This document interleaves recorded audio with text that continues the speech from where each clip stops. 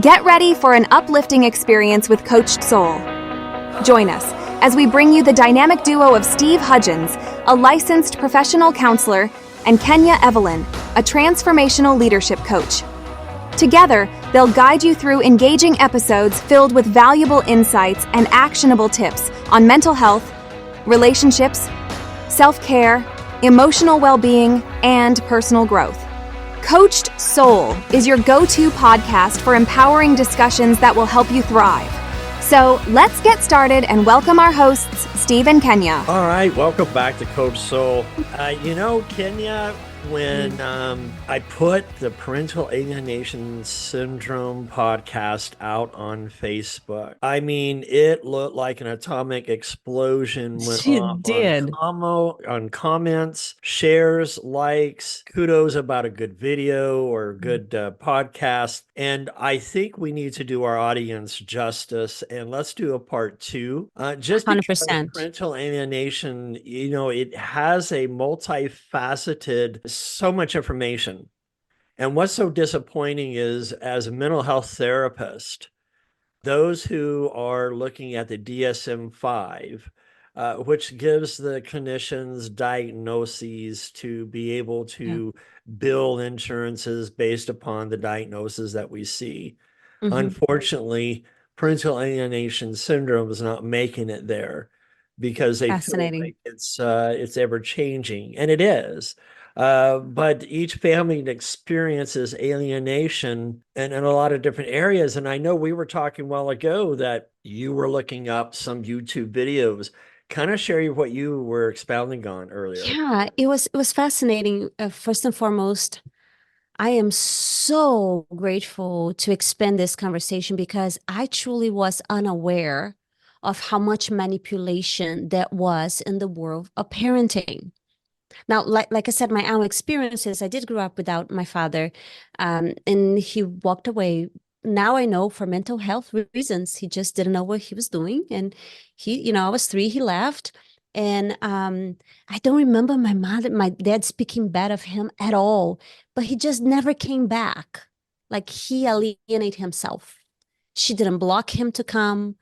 She didn't ask for money. I mean, we had right to receive alimony and money from both parents, me and my sister, but it was never a thing. So what was alive in my soul was other traumas. But the parental alienation is manipulation.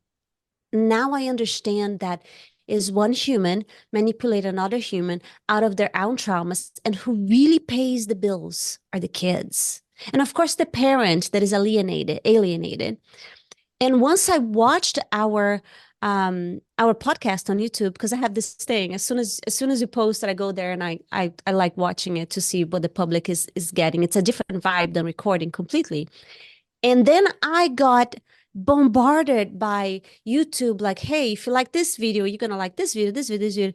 And I realized thousands, I'm talking 200,000 views, 20,000 views, 50,000 views. I mean, there's so much resonance in this topic out there. And my heart started aching. I was like, oh my gosh, people are in pain. We hit a nerve here, Steve. We did. It's like going to the dentist and how they just hit that nerve and you just jump out of that chair, Well, and what I noticed from the comments and from the people that was there, not just commenting, but really pouring their soul, emptiness, rage, misunderstanding, loss, loneliness, anxiety, one step closer to depression. I mean, all kind of mental illness happen because your inner child is not just, oh my gosh, I was abandoned, I was betrayed by my love. Nobody marries someone that they don't love, or at least they think they love. Right. So they feel betrayed by their loved one, once loved one, and now their offspring, they don't have access. And perpetuates the trauma of abandonment. Like, but I want my kids to know that I didn't abandon them, that I love them, that I'm there for them. So I want to kind of give a contrast here, because it's important to try to understand, and the only way I can be able to do it is I'm doing some research on blended families. And there are Mm. 34 different typologies of blended families out there. And what started my research for my doctoral degree was the fact that I kept seeing or reading 65% of blended families ended in a divorce rate higher than the original marriage. And Wow. that's fascinating to me because what's causing this division among families? And so when you think about what is happening to the family structure, There we go. it's fascinating because here's where I'm going to go with this. Homes without a father, there is a high increase of promiscuity among teenage girls. There is among both male and female high increase of self-harm, drugs, depression, suicide rates. And that's not to say that I'm not trying to elevate one parent above the other, but statistics and research are showing that men are important when they're in the home and parenting effectively with their children. Now, May I interrupt you for a second? sure, What I really hear you saying is the purpose of the masculine, which is to yes, protect. It's to just the energy of the male, even if the male is not is a unhealed male, right? Nobody comes to this world healed. Hey, I'm totally healed. I'm great. Even if the parent, if the father isn't perfect, even if the father, has his own things and his own anxiety, the fact that he has a presence and his shoulders is wider. It's kind of like it's a joke in my because I have teenagers, a joke around the house. Jeremy's like, hey, when she brought whenever your sister brings her boyfriend, I'm gonna be here, with my gun. She doesn't even have a gun like that does, but it's just to say that I'm here to right. protect. I'm gonna scare the bad ones out. And we're talking about healthy There masculinity, we go. We're not not talking the about the one that abusive. is Yes. the substance abuser or things like that that gets into the family that hurts, okay? So when I think about this research that I'm doing, I actually went to a website that did the statistical research government on prison statistics, okay? There are more African American males in the population in prisons than there are any other ethnicity group. Wow. And here's what is happening. Okay. Mhm. We try to figure out what has happened within these cultures that increase the male population within prisons. Let's go back to history. This is the reason why it's important not to erase our history so that we're understanding our So you history. can refer back and see what's Correct. going on. Hmm. So during the times when the English, the British, came to America, they brought slaves into America. Okay, so it was the Britons that brought them over. And when they brought the slaves over, the very first thing they did was deconstruct the family by removing the father from the already made family because the fathers were a sign of strength and good labor. Exactly. And when you remove the father out from the home, you have transgenerational trauma that goes on and on and on, therefore proving the research that a male out of the home increases the high destructive rate of incarceration because we don't have positive male role models in homes to help these Yeah. children to grow into productive masculine and feminine adults. You mean there's no role model? There is no role model. There's no role model. Well, I want to go deeper into that because the one that speaks for you right now have no referral of masculine. Up until I married my husband, I didn't have a grandpa, a father. a uncle, a brother. I had no reference of masculine. I had, friends and my friend's father, but not like somebody speaking into my life, truly. Right. Besides a pastor here or there, or somebody that I would, you know, engage into, just in my own neediness and my own emptiness, just pouring, seeking them out. So I didn't learn to trust men. I didn't learn to trust myself. I didn't know what I didn't know. I actually we spoke in this podcast before. And when I look back, because I'm sitting in the seat of healer right now, self-healing, me and God, I noticed that my mom also didn't have. And my grandmother also didn't have. At 9, my grandmother had lost her mom and her dad. Mm. So if you're talking generational emptiness here, non-referral, my mom was abused by her father. So he was there for an amount of time, but then it was, he just was that he was abusive. So what I hear you saying here is goes so much deeper, because for those that have eyes to see, this message is for you.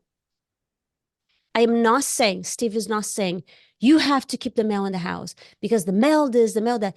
If the male is creating destruction, then please go self-destruct outside of the house. That's not what we're saying.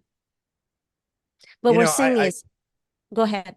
well, I want to differentiate between some things here, okay?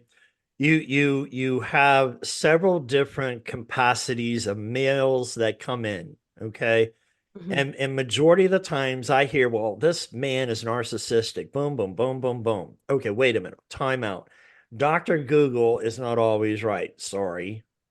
But when you have to go into deeper in therapy to understand the male psyche.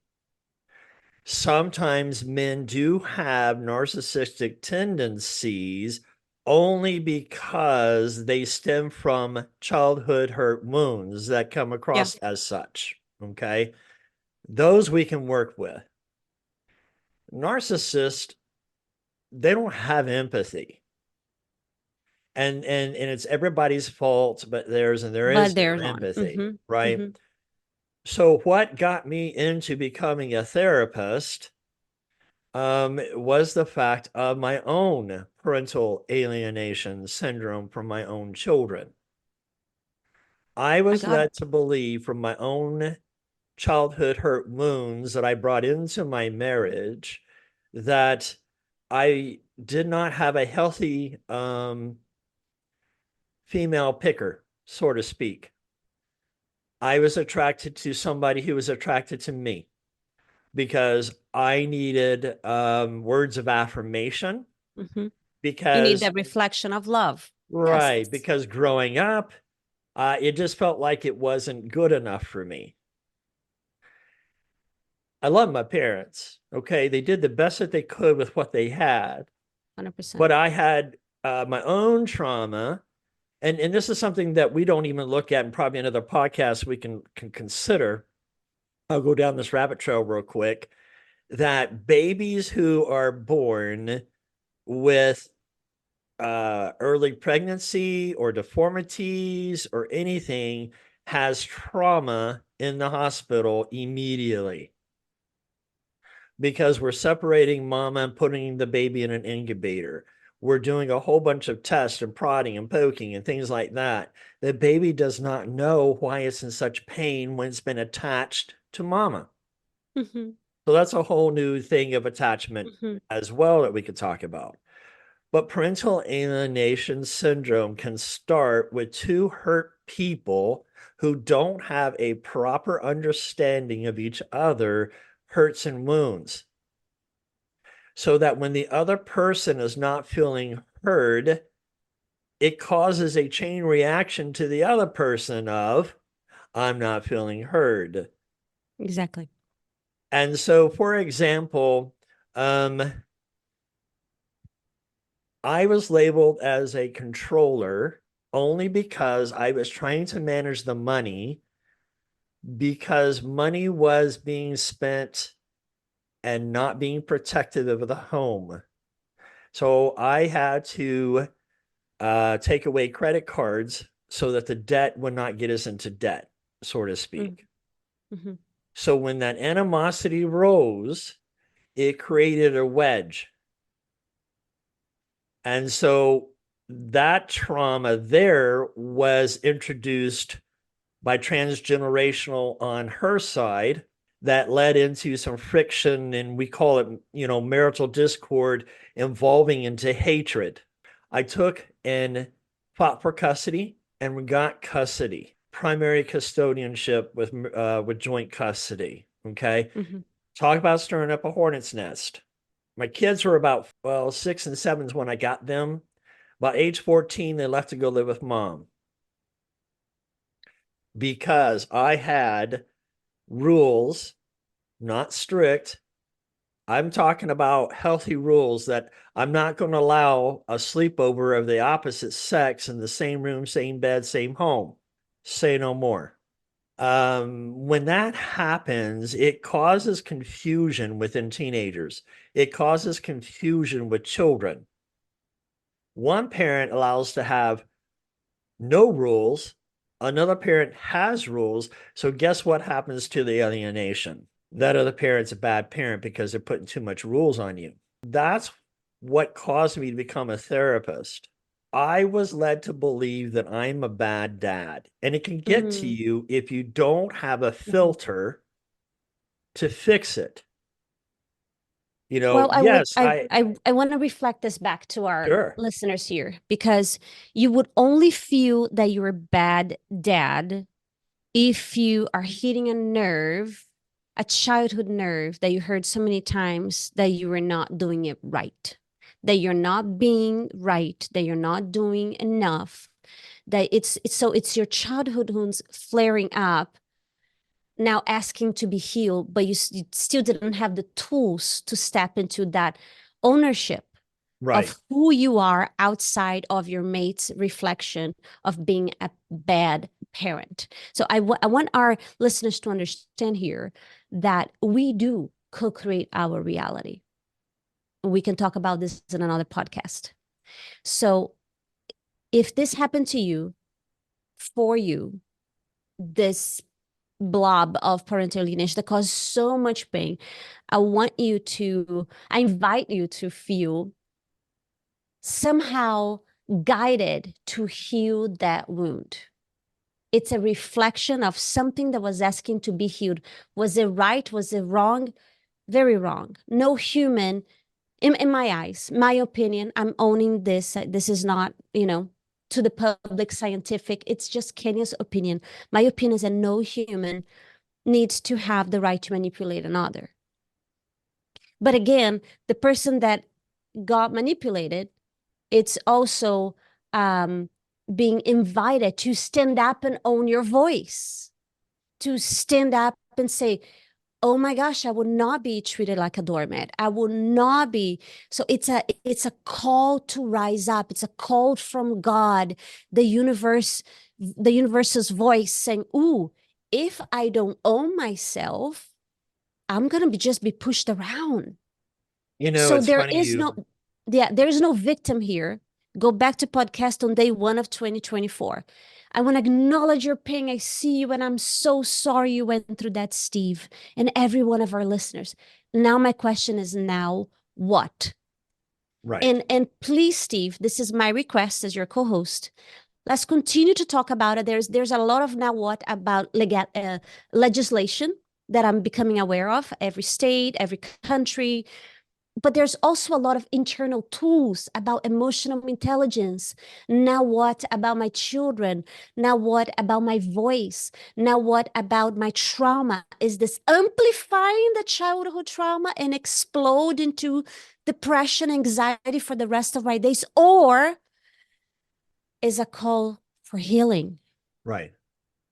And the fact that, when you're talking about these childhood wounds, that's what I had. Yes.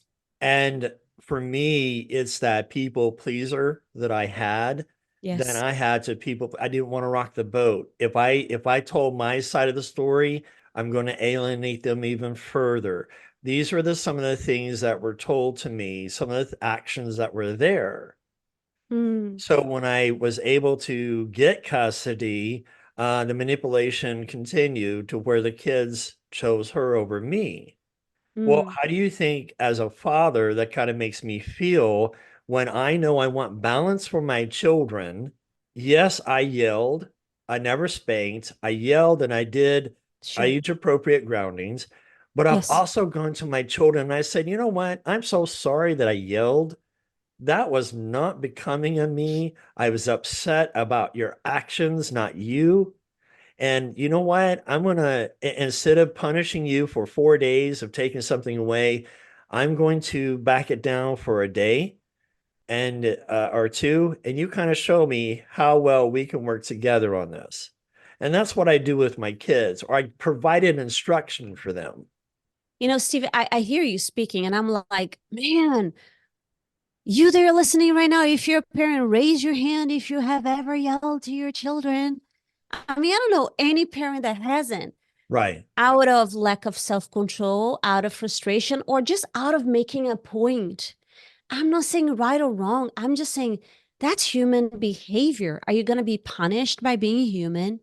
You know, there's a fine line between human behavior and being aware that you step outside of a line and abuse. I don't hear you being abusive. Does it make sense? I No, I and hear you. I mean, yes, I it hear makes you. sense, and I want to Mhm. solidify this here when I Yeah, go to the story for a second, and I appreciate everybody holding that safe space for me because becoming a therapist helped me to heal there we go. and being able to see who I am as a person Hmm. and to realize that I saw myself ineffective only because what was being told to me. And when Hmm. you're wounded, you believe in these things, which causes more wounds. Okay. Yeah.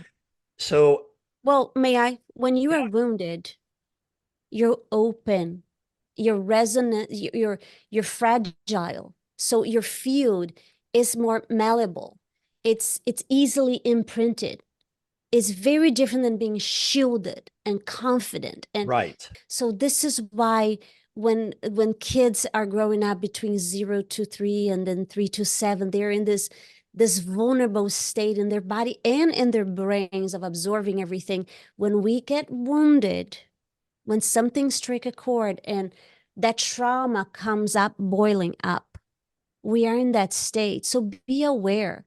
This is why, listeners, words have power. Because in those moments is where I want to raise my hand, because it's still going to happen, Steve. We're not just telling a story. With every podcast, I want to make a point to give you tools, loving tools to practice right now. Being your own therapist, being your own healer, being your own powerful self. Just like you have immune system, you have a spiritual system, one with God, to create that healing.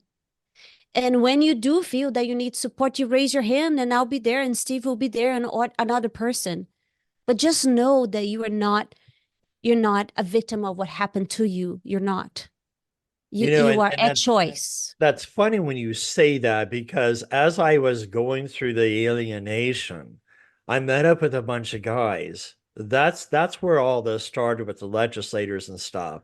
And I Mhm. had to disassociate myself from some of these guys because I know they're hurt, but they were going about things in a manner that I did Different not way. think that was lawfully. Hmm. Okay. And so I Yeah. went a different route. And so when you're going through these things, you're not really thinking clearly No. sometimes. We're Okay. all capable of evil. Can we Right. just can we just call the elephant in the room? When a wrong it is done and you feel emotionally raped, Mm. you want revenge. Your human wants to do teeth for teeth. You And know, if you ever had uh, those thoughts, you're not alone. It doesn't make you a bad person, it makes you a human. that feels like justice is not done, so I need to take justice in my own hands. This wrong cannot continue. They have all those thoughts. I just want to invite, I felt all this energetics. Just notice that when you're speaking and you're thinking, you're actually welcoming in your field. So let me ask you this. When you're having those thoughts and you're allowing those thoughts to create this nest in your head, do you feel better or do you feel worst? Come on, it's a question. Yeah, it's worse. Worst. So is this revenge to the person that hurt you, or you're hurting yourself? Just hurting myself further. Exactly. Because And then I'm believing in the lies that are there. And what makes it worse, and we only have about 4 or 5 minutes, but what sure. makes it worse for the cause of parental alienation syndrome and is the fact that they taint the water by going to their girlfriend or going to a friend or going to a neighbor and disparaging that other partner. They're bad. They're bad. They're Yes. mistreating me. They're So playing the victim. so let me give some energetic tools here. Sure. Okay? Because energy goes where your intention is, where your Correct. thoughts are, where your focus are, where your focus is. That's when you know what English is not my first language, but whatever. So when you're speaking destruction, you feel rage. When you speak peace, you feel grateful. Or the other way around. When you speak gratitude, you feel peace. When you speak life, you feel joy. You feel excited. You feel like some kind of a psychic or a prophet or somebody really spiritually connected. So just notice that you are the channel. In my work, you actually can redo the past. And we talked about that, Steve, because energy cannot be created or destroyed. So through sessions, if you really wanted to go back in the past and just really layer out the energy out of your body and recode your future, you can. But I would actually focus on your future. I will focus on the present moment and your future. If I'm speaking to anyone right now that doesn't have access to their kids and is still in this pain, that the consequence is still going on, it's not just a story of the past, it's very much present in their field right now. I want you to take prayer to a whole new level. You can call it prayer, you can call it meditation, you can call it visualization, imagination. Whatever it is the same thing. It's your capacity to connect that go above and beyond a phone call. Every single one of us have had this experience that you think about somebody and then the phone call, or she texts us, or he texts us. So if you don't have that connection with your children, have it on the energetic field in a certainty tone. Let's call her Esther and John. So you just cover Esther. Oh, Esther, I'm just, I sending you to school right now, covering you with so much love and guiding, and just know that you're fully loved, you're fully connected. I'm sending you confidence and security. Know that I'm your father, I'm your mother, and I'm always here for you. And the truth cannot be held under a rock. The truth will always be there whenever you're ready to see I'm here. And I'm not going to put you against your mother or your father. I just know that I love you and I care for you. And do the same thing with John. No one will ever stop to, it's a different prayer. It's just a twist. It's a prayer of certainty that I am connected with your children. Notice your language. What are you speaking out loud? I don't have connection with my children. She is a beep. He's a beep. Or I am so connected with my kids. You see, because nothing that is truth can be threatened. Nothing truth can be threatened. Your love for your children is there. And you get to step into that. Yeah. Bring that to a close, Kenya. I hate to interrupt because our time is out, and this whole podcast is about what is the cause of parental alienation. We're going to pick up to a part 3 about the hope that there's there for the parental alienation syndrome, the hope that how I was able to find the hope in the parental alienation syndrome. And so until next time, take care and God bless. God bless. Thank you for joining us on this episode of Coached Soul, where we aim to empower and uplift you on your journey towards personal growth and well-being. Remember, as you navigate through life, you don't have to do it alone. We encourage you to reach out to professionals, seek support from loved ones, and take the time to prioritize your own well-being. Stay tuned for future episodes filled with even more valuable insights and actionable tips. Remember, you have the power to thrive. And with Coached Soul by your side, anything is possible. Until next time, take care, stay empowered, and keep shining your brightest light. For more information, contact Kenya at kenyacoachedsoul.com.